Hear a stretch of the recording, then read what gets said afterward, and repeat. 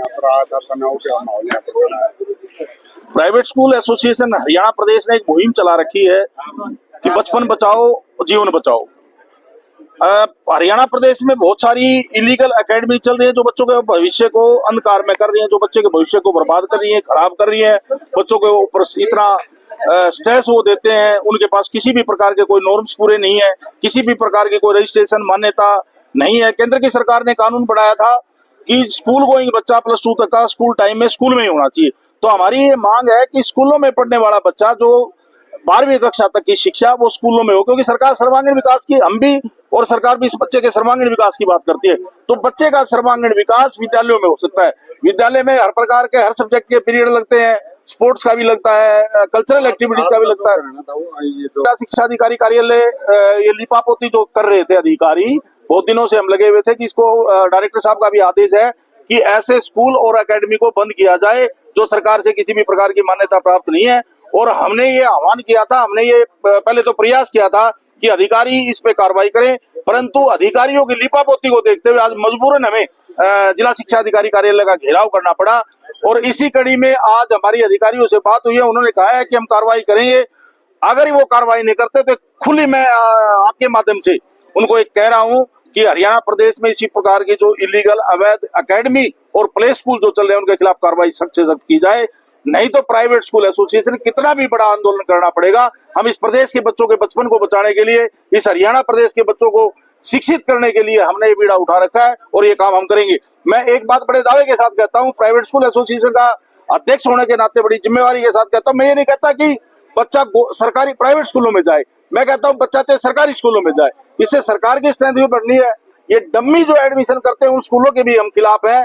मैं मेरे private school association के सभी साथियों से आग्रह करता हूं कि अगर कोई भी स्कूल इन इलीगल बच्चों का, कि बच्चा बैठा कहाँ है, उसका नाम कहीं चल रहा है, इस प्रकार का भी कोई बच्चा कोई स्कूल करता पाया जाता है तो उसके खिलाफ भी हम सरकार से कार्रवाई कराएंगे। वो अभी से सिर्फ अपने बच्चों को पढ़ाए, वो इलीगल एकेडमी और इलीगल स्कूलों के बच्चों का दाखिला ना करें। किसी भी प्रकार की कोई तानाशाही है नहीं है। अगर अवैध रूप से कोई भी शराब का ठेका चल रहा है तो पुलिस उसको तुरंत पकड़ती है, उसके खिलाफ तुरंत एक्शन लिया जाता है।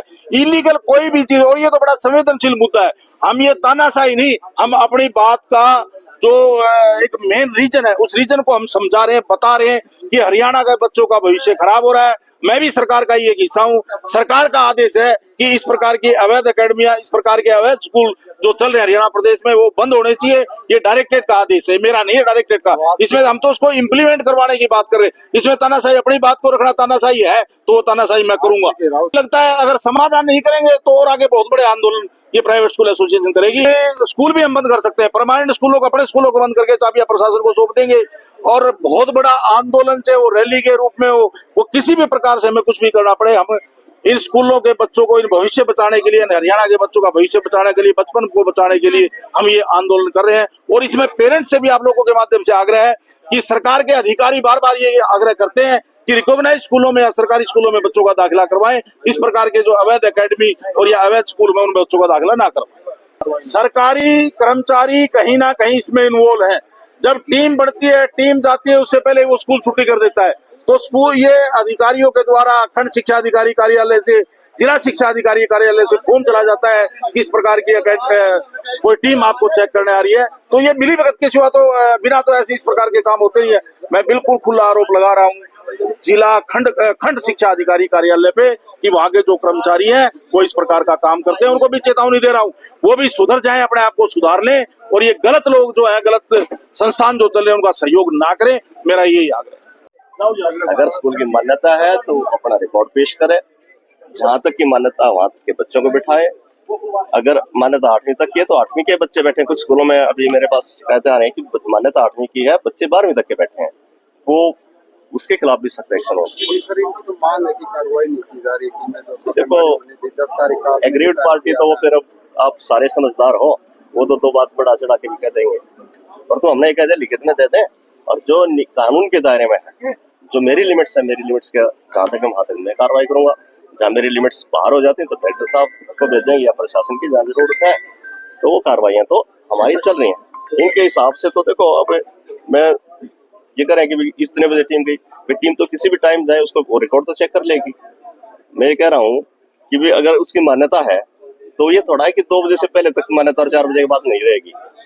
तो उसके पास रिकॉर्ड तो है, वो 6 बजे देख लें तो 6 बजे भी। वो कह सकता कि हम ट्यूशन पढ़ा रहे हैं, आपने कहा था कि स्कूल टाइम के बाद फिर नेक्स्ट डे हम इन टाइम चले जाएंगे, या शाम को 4 बजे गए थे उस टाइम तो ट्यूशन का लिख दिया, लिख के ले लेंगे उससे कि मेरी केवल ट्यूशन एकेडमी है और 3 बजे के बाद ही पढ़ाता हूँ, दे दे भैया एफिडेविट। सर आप चिन्हित किए आपने कितने स्कूल बिल्कुल चिन्हित है, और मेरे ख्याल में करीब करीब 104 बताए थे, 106 हाँ। जिले की बात करें कितने स्कूल तो अब लगभग 200 से ऊपर तो अकेडमीज है और 204 या कुछ प्राइवेट स्कूल्स हैं जिनकी मान्यता पर डाउट्स हैं, कुछ तो ऐसे होंगे जिनके पास कोई कागज ही नहीं है, उनको तो आसपास हो गए। सर अब तक कार्रवाई कितने पे की है?